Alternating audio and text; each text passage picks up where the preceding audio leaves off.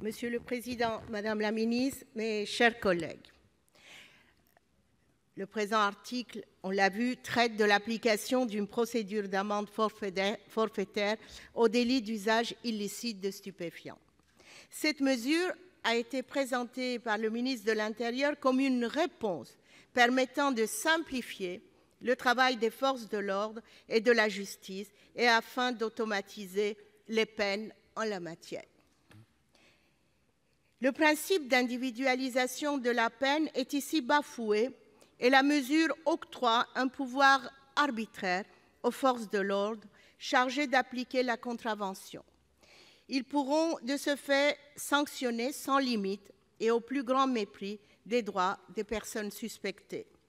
En plus d'augmenter les inégalités des citoyens devant la loi, cette mesure est dénuée de toute réflexion sur les questions relatives à la santé publique pour ce qui a trait à la prévention et au traitement de l'addiction.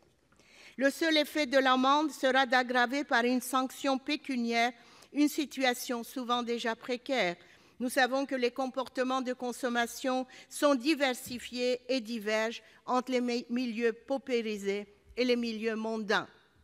Ce dispositif, en plus d'accroître le millefeuille législatif en matière de répression de l'usage des stupéfiants, semble inefficace compte tenu de l'impossibilité juridique d'appliquer une amende forfaitaire délictuelle pour les mineurs qui sont devenus des consommateurs réguliers pour certains d'entre eux et dont le nombre augmente sans cesse.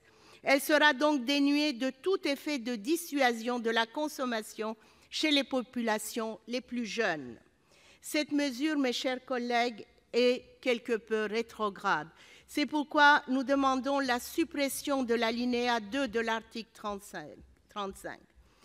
Englobant tous les stupéfiants, il paraîtra répressif pour les uns et laxiste pour les autres.